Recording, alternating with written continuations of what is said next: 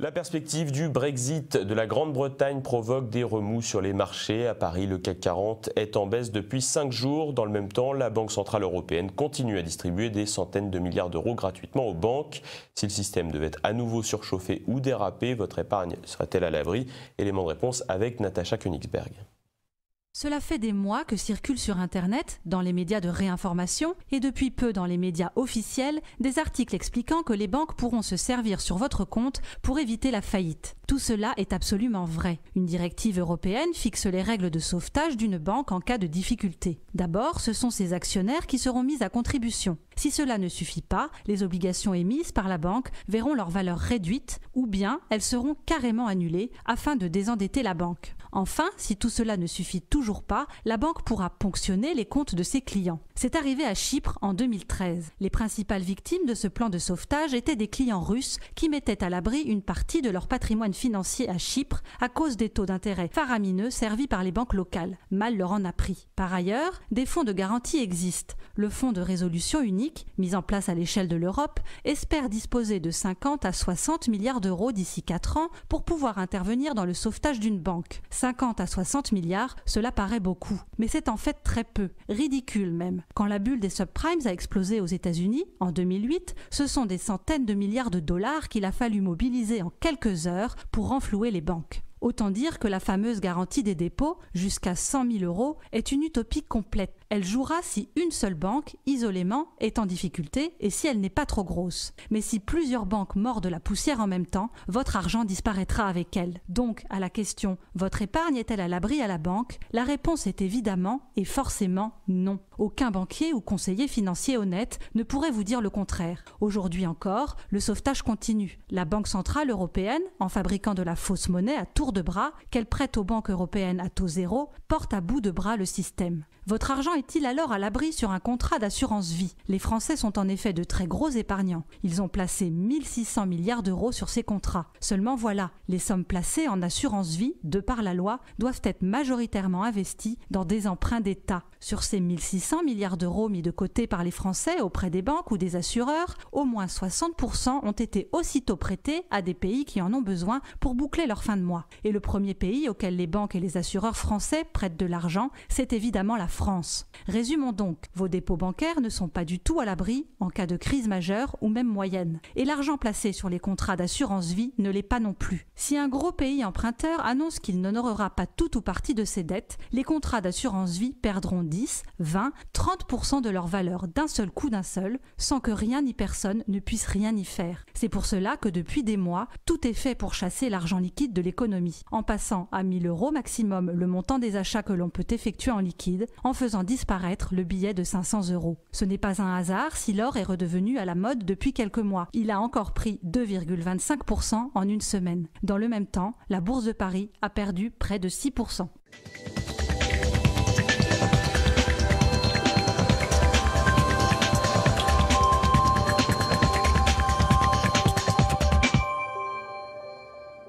La zone euro va mieux, c'est indiscutable. Le Sud, Grèce exceptée, se redresse et les performances d'ensemble de la zone s'alignent en apparence sur celles des États-Unis. Cela signifie-t-il que la purge n'aura été qu'une parenthèse et que la correction partielle des écarts de coûts relatifs consolide in fine pour de bon l'assise de l'euro?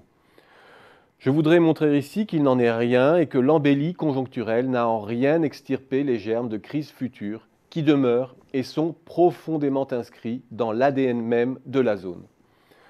Pour 3 raisons au moins. La première raison, c'est le caractère encore et toujours incomplet de la monnaie européenne. Je renvoie ici à Michel Aglietta et à la série de vidéos que vous pouvez consulter sur Xerficanal. La monnaie a un lien organique avec la souveraineté politique. Or, nulle part dans le monde, le lien n'est à ce point coupé entre la Banque centrale et l'État souverain. Cela pose des problèmes de légitimité, de réactivité, cela pose aussi des problèmes de cohérence.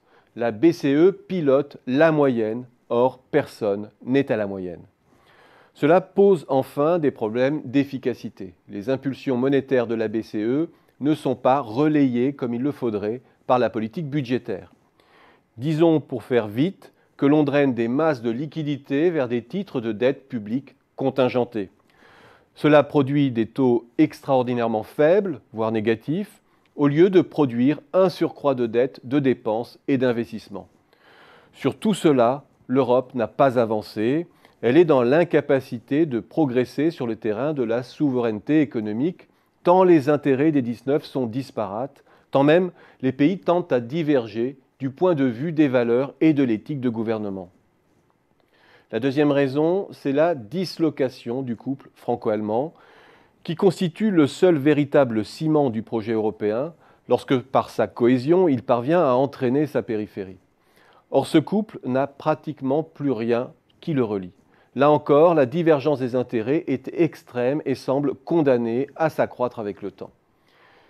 Quelle convergence d'intérêts, en effet, entre Allemagne et France, quand le premier s'enrichit dans le cadre d'une croissance molle et que l'autre s'appauvrit relativement. Il suffit de regarder la croissance du PIB par habitant des deux pays. Quelle convergence d'intérêts quand le premier résorbe son chômage sans croissance et que l'autre doit absorber une hausse de 0,4% l'an de sa population active, qui ne lui permet pas d'inverser sa courbe du chômage sans croissance soutenue. Quelle convergence d'intérêts quand l'un est en passe de revenir dans les clous en termes de dette publique et que l'autre reste bloqué au voisinage de 95-100% du PIB. Autrement dit, quand l'un perçoit les taux d'intérêt zéro comme une euthanasie de ses rentiers et que l'autre en dépend de manière vitale. Enfin, quelle convergence d'intérêts quand l'un a besoin de coûts faibles en Europe pour accroître son épargne sur le reste du monde et que l'autre a besoin d'une demande dynamique pour financer ses investissements collectifs et absorber sa main-d'œuvre. La divergence démographique est au cœur de tous les problèmes, car l'Allemagne est confrontée à moyen terme à une intensité du problème de dépendance qui est sans commune mesure avec celui de la France. Selon la Commission européenne, à politique inchangée, les dépenses liées au vieillissement, retraite, santé, dépendance, etc. entraîneront un surcroît de dépenses de 5 points du PIB en Allemagne à horizon de 2060, contre une baisse de 1,7 point en France. Autrement dit, ces deux pays ne vivent pas dans le même espace-temps politique. La troisième raison, c'est la divergence des potentiels de croissance en zone euro. L'embellie conjoncturelle du Sud ne doit pas voiler le fait que ces pays n'ont pas rétabli de vrais moteurs endogènes de croissance. L'investissement productif a décroché, les investissements stratégiques comme ceux de l'éducation sont sacrifiés et de surcroît, le diplôme protège beaucoup moins du chômage dans les pays du Sud. Cet écart est le reflet d'une structure productive à la traîne en termes de qualification qui entraîne une déqualification des diplômés et un gaspillage considérable des ressources investies dans le capital humain.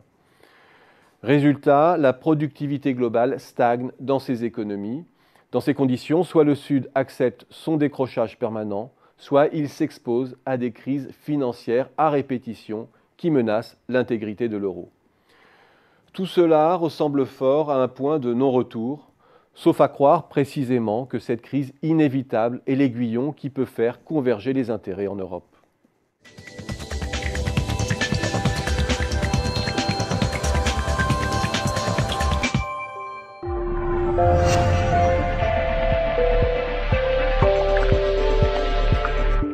Très bien que si aujourd'hui on relève les taux, une montagne colossale de dettes obligataires fait défaut. Ben, écoutez, de toute façon, elles ne seront pas payées. Vous faites n'importe quel Excel sur l'Italie, la France, etc. Il n'y a strictement aucune chance que les dettes soient jamais remboursées. On a toujours lissé notre dette et remboursé nos échéances depuis quand même de très nombreuses années. On n'a pas fait défaut comme avec les assignats en 1796 de manière récente. On avait fait la faillite des deux tiers en 1793. On n'en est plus là, mais regardez ce qui s'est passé sur la dette grecque. Ils ont perdu beaucoup. Et je vous signale que la Grèce est en train de rentrer à nouveau en récession. Donc j'ai entendu dire qu'on avait réglé le problème souverain en Europe. Rien n'est réglé en Europe. L'Italie, la dette des banques italiennes aujourd'hui, les prêts non porteurs, les prêts non payés, les mauvais prêts, c'est aujourd'hui 22% du PIB italien, pas du capital des banques, du PIB. Comment voulez-vous que ce soit remboursé, 22%? L'industrie italienne s'est endettée. Elle est incapable de rembourser compte tenu du taux de change, c'est un effet secondaire de l'euro, et donc le système italien bancaire aujourd'hui est en faillite. Il ne faut pas se raconter d'histoire. Jean-Pierre Petit, est-ce que vous achetez, encore une fois, la vision quand même super noire de Charles Gave sur le fait que, voilà, vous me décrivez... On arrive au moment où il va falloir payer la note. Des épargnants ruinés. En plein centre de Rome, devant la Banque d'Italie, ils sont venus crier leur colère. Moi, j'ai épargné toute ma vie pour ma retraite et du jour au lendemain, on vient me dire que j'ai perdu tout mon argent. Fin 2015, plusieurs milliers d'Italiens découvrent, atterrés, que leurs économies converties en actions de 4 banques régionales se sont volatilisées. Ils ne le savent pas, mais ces petits établissements sont en faillite. Un scandale bancaire qui fait un mort avec le suicide d'un retraité de 70 ans. Au scandale s'ajoute alors un krach boursier. Sur les marchés, toutes les banques italiennes dévissent. Elles ont consenti des prêts qui ne leur seront peut-être jamais remboursés. Des créances douteuses d'une valeur de 200 milliards d'euros. Autant dire une bombe à retardement. Les banques italiennes font partie des maillons faibles de l'Europe. On redoute de ce point de vue d'avoir, par l'Italie, un retour de la crise sur la zone euro. Alors, les grandes banques italiennes pourraient-elles à leur tour faire faillite? Sûrement pas. Mais la tempête est si forte que l'ensemble du secteur bancaire transalpin a perdu 50% de sa valeur depuis l'été dernier. Et ce soir, la bourse de Milan a encore dégringolé. Certaines banques ont perdu près de 10% de leur valeur en une seule journée. Des chiffres impressionnants qui rappellent le plus fort de la crise de 2011.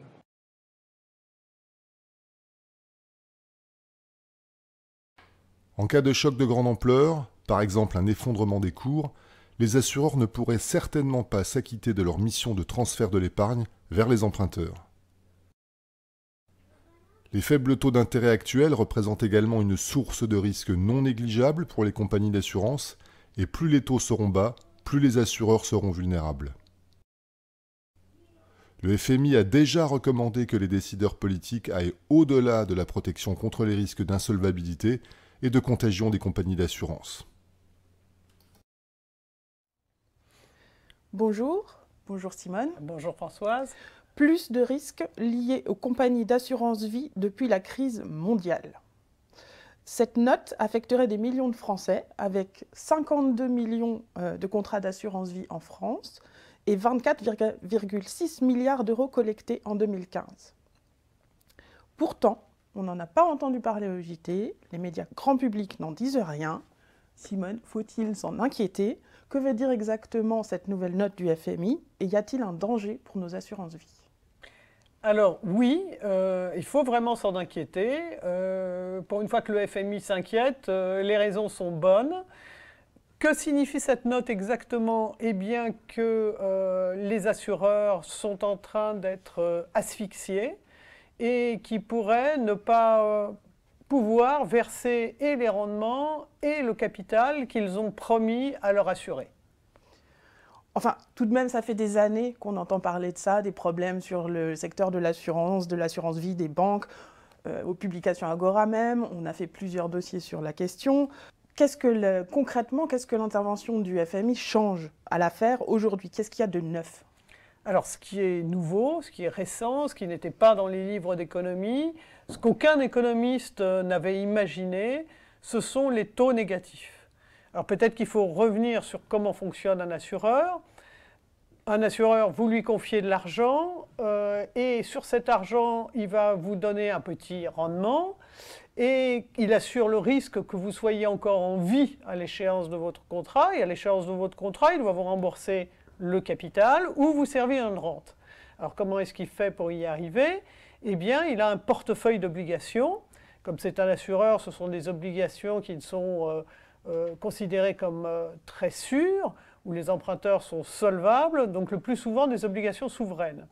Or, et c'est la nouveauté de la situation, aujourd'hui, il y a pour plus de 7 000 milliards de dollars d'obligations souveraines qui sont à taux ou rendement négatif.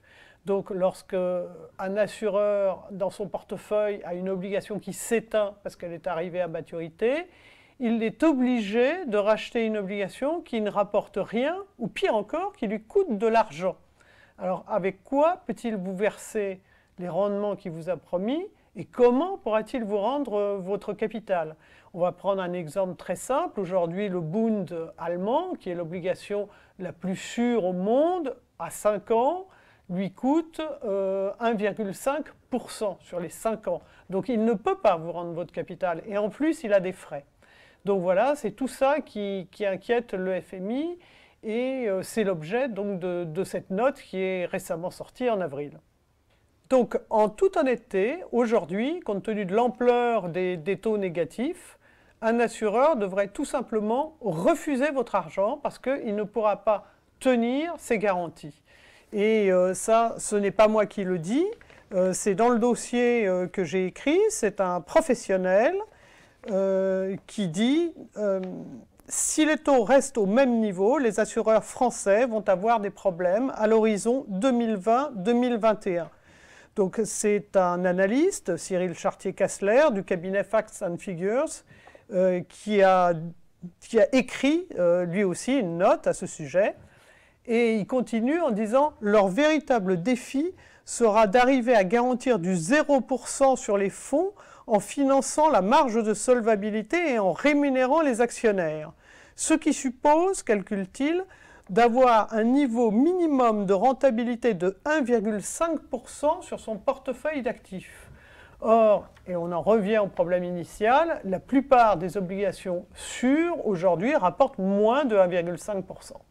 Alors pour être sûr de bien comprendre ce que vous êtes en train de nous dire là, c'est que concrètement, mon assureur ne verserait plus la rente qui va avec mon assurance vie, c'est bien ça? Oui, c'est exactement ça. Et en fait, c'est dramatique pour tous les gens qui ont souscrit à ces contrats et qui en attendent un complément de revenus pour leur retraite et qui comptent là-dessus pour avoir un train de vie suffisant une fois qu'ils auront cessé de travailler. Et y a-t-il alors un risque réel de faillite d'un ou plusieurs assureurs? Alors non, pour une fois je vais vous rassurer. Évidemment, tout a été prévu. Il n'y aura pas de faillite.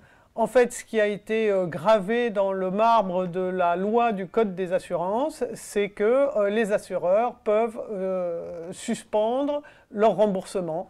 Alors, je vais vous lire l'article de la loi qui figure dans le dossier que j'ai préparé. Il s'agit du Code monétaire et financier, de son article L612-33. Lorsque la solvabilité ou la liquidité d'une personne, etc., donc les assureurs, est menacée, à ce moment-là, on peut ordonner de suspendre ou limiter le paiement des valeurs de rachat, les facultés d'arbitrage, le versement d'avance sur contrat ou la faculté de renonciation. Donc c'est clair, pas de faillite, simplement les contrats sont suspendus. Suspendus, donc qu'est-ce que vous voulez dire par suspendu exactement? Alors, suspendu ou gelé. Bon, supposons aujourd'hui, vous demandez un rachat partiel ou total de votre contrat, ou vous demandez une avance sur contrat, votre assureur vous l'accorde. Bien, maintenant, demain, dans la presse, on apprend que certaines personnes n'ont pas pu obtenir l'argent qu'elles réclamaient de leur assureur. La contagion gagne, de plus en plus de monde demande un rachat du contrat ou une avance sur contrat. Là, les assureurs, un assureur ou des assureurs vont se sentir menacés et vont actionner donc le code, la loi du Code monétaire et financier que je vous ai énoncé, et donc dira, écoutez, votre argent est indisponible pour le moment, on va attendre que la panique cesse, que tout s'arrange, etc., etc. Donc voilà, l'argent est indisponible ou gelé ou le contrat suspendu. J'aimerais terminer sur quelque chose qui n'est pas vraiment une question, plutôt un témoignage, qui nous vient d'Alain, qui nous dit « Je possède dans une compagnie d'assurance, dans un grand groupe bancaire, un contrat d'assurance vie qui date de 1983 et qui a un taux minimum garanti de 4,5%. Jusqu'à présent, tous les versements que je faisais sur ce contrat bénéficiaient ces dernières années du taux minimum garanti de 4,5%. Or, j'ai reçu un courrier le 4 février 2016 de cette compagnie d'assurance m'indiquant qu'à compter du 1er février 2016, tous les nouveaux versements que je ferai sur ce contrat seront calculés au taux moyen des contrats de la compagnie, soit actuellement environ 1,9%. Alain continue en disant « J'ai demandé à la compagnie par écrit quel serait le taux appliqué à un éventuel versement sur ce contrat. Réponse, c'est le taux moyen de la compagnie, soit 1,9% qui s'appliquerait. Il me parle de l'arrêt de la Cour de cassation du 3 février 2011, voire Légifrance. » Donc, pour résumer, vous commencez votre assurance vie à 4,5% et vous la terminez à 1,9%. Bienvenue dans le 21e siècle. Oui, alors c'est pas terminé, hein, 1,9% c'est déjà beau. Non, alors c'est tout à fait en fait ce que j'ai prévu, et vous voyez bien que ce n'est pas du fantasme. Bon, ce lecteur avait la chance de bénéficier d'un contrat d'assurance vie à taux garanti, qui sont des contrats, alors l'Allemagne en a émis beaucoup, il se trouve que en fait la limite a été franchie, donc le taux ne peut plus être garanti. Dans le silence total et absolu des médias, des dispositions légales ont été prises pour protéger non pas les épargnants, mais les assureurs. Et donc, eh bien, l'assureur peut maintenant dénoncer unilatéralement et sans préavis son contrat, et c'est bien ce qui est arrivé à ce monsieur. Et encore, 1,9%, c'est beaucoup. Je rappelle que les frais de gestion des assureurs sont déjà supérieurs à 1,5%. Donc il est probable que ces rendements futurs vont diminuer. Encore une fois, vous pouvez réagir, il suffit de s'informer, il suffit de bouger et de réagir à temps. Et c'est pour ça que la stratégie est faite. Voilà, et j'espère que tout le monde saura en tirer parti, encore une fois, pour préserver les fruits de son épargne. BFM Business, Intégral Placement, l'œil de la presse.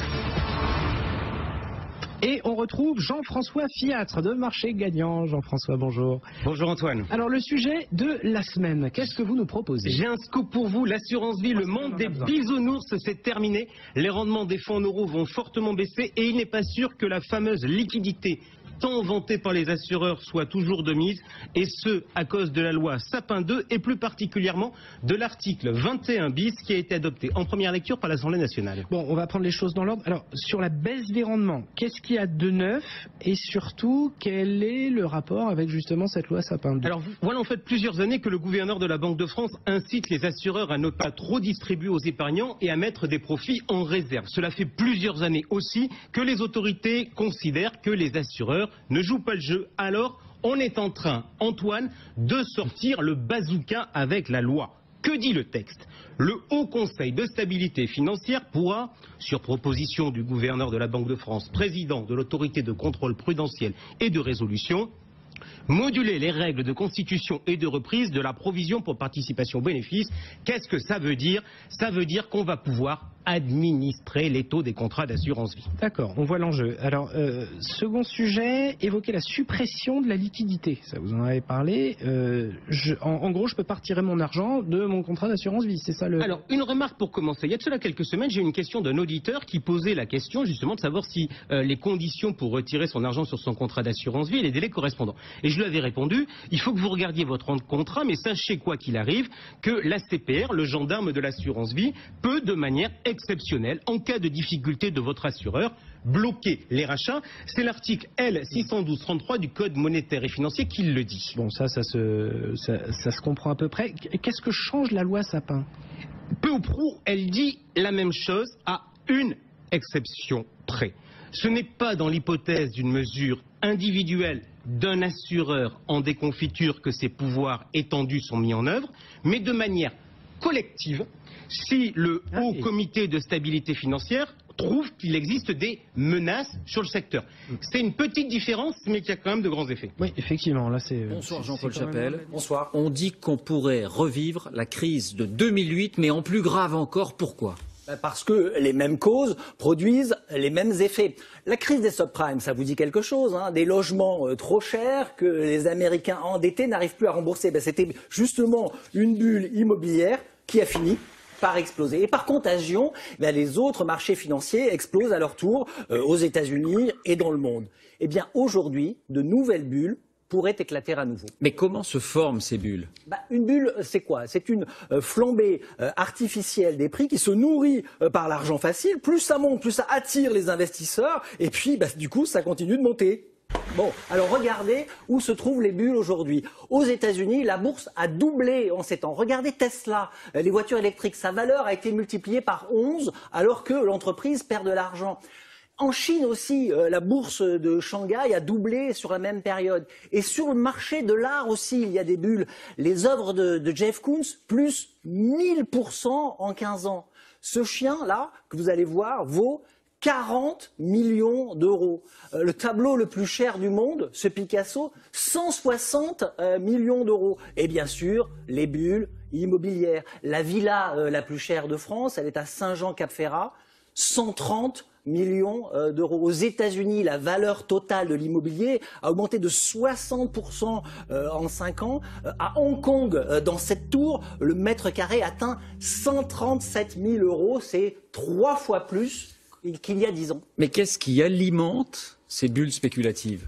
Parce que l'argent coule à flot. Et ce sont les banques centrales qui font gonfler ces bulles pour relancer l'économie. Elles déversent des euros, des dollars, des yens sur les marchés financiers. Près de 20 000 milliards d'euros. C'est 3 fois plus qu'en 2008. Et c'est surtout ces liquidités augmentent 5 fois plus vite que l'économie réelle. Ce carburant risque donc de se transformer en nitroglycérine et toutes ces bulles en bombes à retardement.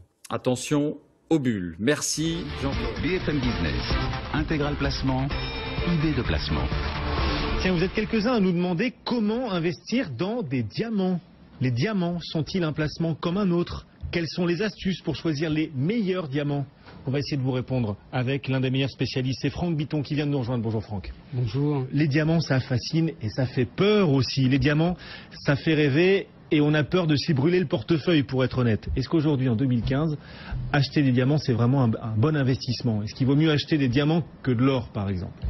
C'est différent, c'est simplement différent. On ne peut pas opposer l'un à l'autre, on peut les comparer, mais on ne peut pas l'opposer. La dynamique est la même, le principe est le même, c'est de détenir un actif physique qui n'a pas de revenus. Donc c'est bien une particularité de ce type d'investissement, mais le moment est clairement bienvenu et je le développerai un peu plus tard. Peut-être ce qui est important, c'est la définition. De quoi parle-t-on? Sait-on véritablement de quoi on parle quand on parle de diamants d'investissement? Et le malentendu est bien souvent venu de là. Ouais. Pourquoi? C'est quoi l'ambiguïté autour des diamants?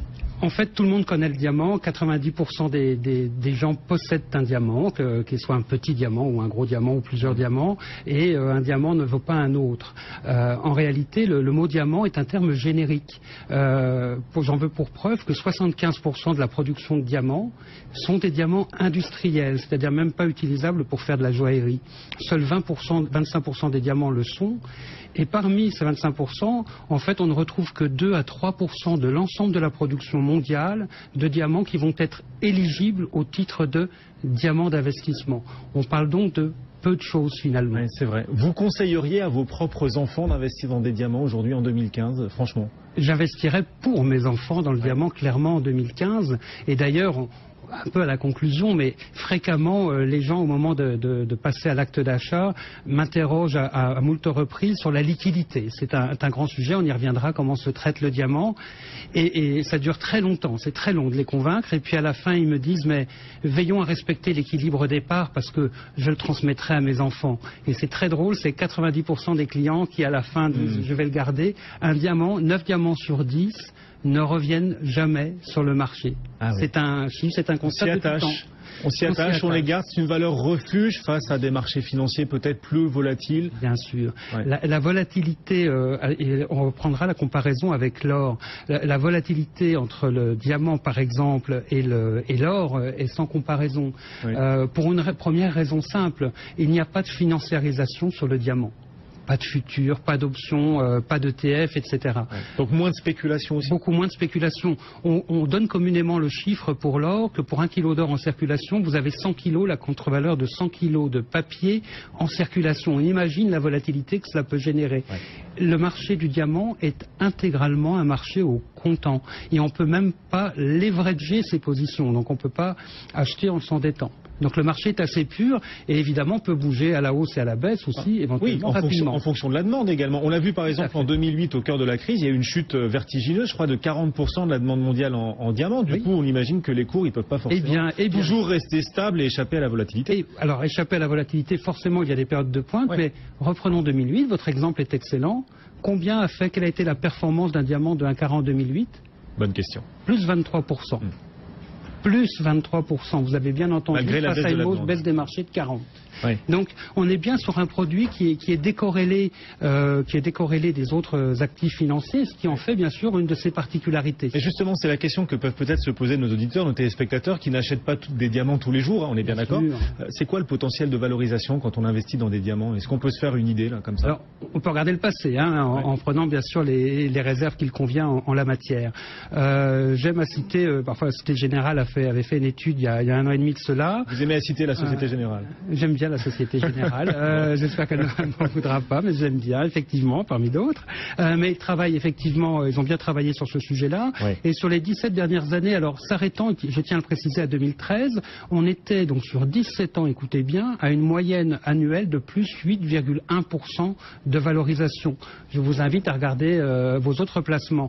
Ceci n'est plus exact aujourd'hui. On vient de vivre 2 années extrêmement difficiles sur le marché du diamant, qui plus que jamais, à mon sens, et je pourrais l'expliquer si vous le souhaitez, représente une opportunité de rentrer sur ce marché-là. Alors pourquoi justement? Pourquoi aujourd'hui? Pourquoi investir aujourd'hui en 2015 dans les diamants? Expliquez-nous. Alors très bien.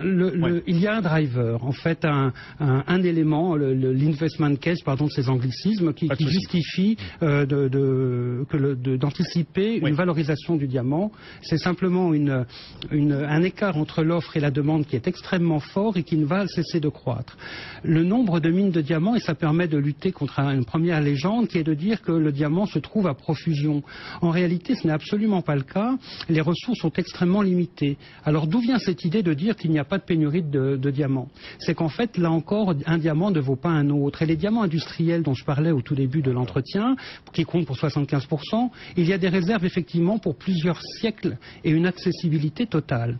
Quand il s'agit en revanche de diamants pour la joaillerie et a fortiori pour des diamants d'investissement, alors la production ne cesse de décroître et à partir de 2018, les études sont extrêmement précises. La référence en la matière, c'est Bain & Company qui, depuis 4 ans maintenant, fait un travail admirable avec la bourse d'Anvers pour expliquer le secteur aux investisseurs. Et à partir de 2018, l'inflexion est vraiment sensible, où il y a une baisse de la production. Donc ça, c'est un premier point qui est acquis. Qu'en est-il de la demande? La demande, c'est intéressant. 3 pays font à l'horizon 2020, donc dans les 4-5 ans, 69% de la demande. Donc ça nous épargne beaucoup de travail pour comprendre, pour trouver les bons drivers. C'est l'Inde qui sont dans l'ordre, qui étaient les États-Unis, c'est devenu la Chine en premier, les États-Unis et l'Inde effectivement en 3e. Donc ces 3 marchés-là représentent donc plus de 60 et bientôt près de 70% du marché. Donc, et leur demande va encore augmenter, ce qui pourrait expliquer le potentiel de valorisation sur le notamment. Et concernant la Chine, faut bien comprendre, alors vous en parlez souvent ici, par exemple, sur les 4 dernières années, le nombre de ce qu'on appelle du HNI, enfin de personnes ayant des patrimoines supérieurs à 1,6 million de dollars, pour prendre la référence publiée lundi, a doublé. En 4 ans. Donc vous avez un simple effet. À l'échelle mondiale, le nombre de millionnaires vous avez vu les chiffres lundi, ils sont tombés lundi. Je veux dire, donc il y a un effet malthusien. Donc on n'est pas dans une problématique de mode, est-ce que oui ou non? C'est un problème malthusien et on ne peut pas adapter l'offre. Il faut bien comprendre ça. Alors pour ceux qui seraient justement tentés d'investir dans ces diamants, il nous reste quoi? Il nous reste 2 minutes. Quels sont les trucs et astuces pour choisir les meilleurs diamants, ceux qui offrent le meilleur potentiel? Alors, où je vais peut-être décevoir quelques-uns, c'est que pour pouvoir prétendre avoir un investissement sûr, il faut aller sur une taille minimum. C'est-à-dire que malheureusement, tout ce qui est en dessous de, c'est difficile de donner un chiffre, mais on va dire 60 000 € unitaire pour un diamant, vous rentrez dans une catégorie qui est en dessous, qui est sub-investissement, moyennant quoi l'effet est que la valorisation sera moindre, plus tout ce qui est beau est plus cher et se valorise mieux. C'est le principe de la barrière à l'entrée, ça. Voilà. Donc il y a ce problème-là. Le dernier conseil, faites toujours appel à un spécialiste, c'est très important. Nous ou un autre, peu importe, n'y allez pas seul. Parce qu'il y a aussi des faux diamants, il y a des arnaques, et d'ailleurs ce secteur des diamants, il a été gangrené par de nombreuses arnaques ces dernières dizaines d'années. Les années 90, avec l'Union des diamantaires, qui était une une vraie arnaque, il n'y a pas d'autre mot, et qui servait à recycler de l'argent, on va dire, des petits commerçants. Pourquoi on aurait plus confiance aujourd'hui? Parce qu'aujourd'hui, on a des processus de certification d'abord qui sont beaucoup plus solides, et on a des diamants qui sont livrés sous scellés avec des certificats. 2, vous pouvez précisément bénéficier de conseils. Il y a un accès à l'information qu'on n'avait pas dans les années 80, c'est un point important. Aujourd'hui, les gens doivent s'informer, ils ont accès à l'information. Chez nous, mais n'importe où, vous tapez diamant, FO6, 4C sur Internet et vous aurez de l'information de qualité. Et il y a des cours de référence, des cours qui font l'unanimité dans la profession et auxquels on peut se référer pour évaluer la valeur. Depuis les années 80, il y a ce qu'on appelle la Rapaport Price List qui est publiée toutes les semaines. Donc tous les jeudis soirs depuis 35 ans, on a une référence. Et d'ailleurs, c'est très amusant, quand vous allez à Anvers ou dans toutes les places boursières qui traitent du diamant, on ne dit pas ça vaut 2000 $, on dit ça vaut moins 2. Et tout le monde comprend que c'est moins 2% exprimé en dollars du Rapaport du jeudi soir. Bon. C'est une norme universelle. Voilà, quelques idées donc pour ne pas vous faire arnaquer. On dit souvent qu'il faut privilégier les pierres rondes parce qu'elles passent les modes. Bravo, exactement, très bien. Il faut effectivement les pierres rondes et blanches parce qu'elles ont un vrai prix, une vraie liquidité, une vraie lisibilité. Ce qui ne veut pas dire que les pierres de couleur ne vaillent pas le coup. Au contraire, elles se valorisent très bien, mais beaucoup plus difficiles à appréhender. Franck, si j'achète des diamants, j'encourage aussi toute la spéculation et tout le côté malsain de ce marché des diamants quand même. Les diamants, on les extrait où? En Afrique, dans des pays pas forcément recommandables, dans des conditions pas forcément terribles, parfois avec des gamins qui vont piocher ces diamants au cœur. Vous avez bien noté qu'on s'appelait Kimberley. Le choix du nom n'est évidemment pas neutre. Il fait référence au protocole de Kimberley qui a été adopté en Assemblée Générale des Nations Unies en 2000 et appliqué à partir de 2003 et qui veillait à lutter contre ce qu'on a appelé les blood diamonds, les diamants du sang, et qui aujourd'hui tente à appliquer de plus en plus des règles dites RSE, de responsabilité sociale des entreprises, parce qu'il y a bien sûr le travail des enfants, bien sûr les diamants de la guerre, mais il y a aussi la pollution, les diamants polluent, et donc on travaille, il y a beaucoup d'accidents du travail, donc on est sur les principes de protection des travailleurs, de protection de l'environnement. Franck Bitton, merci beaucoup d'être venu nous voir, c'était passionnant, cet univers des diamants, pourquoi pas en faire vos futurs investissements, les diamants.